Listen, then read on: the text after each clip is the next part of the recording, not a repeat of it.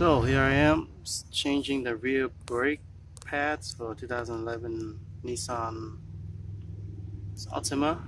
I did the other side already.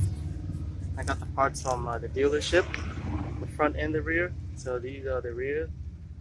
They're like what, I think $7 or something.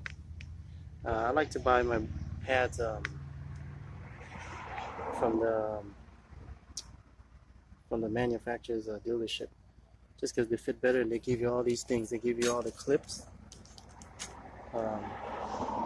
These are the old clips. You just have to just match them up with your old ones, because they all are not the same.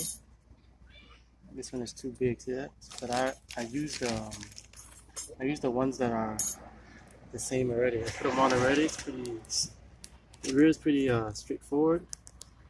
Take off the wheel. Take off one nut here. Just take it out.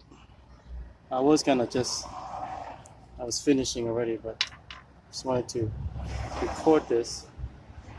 So take out the nut, pull this back here, and pretty much put in your pads. The inside is the one with the the clip, the little sensor clip.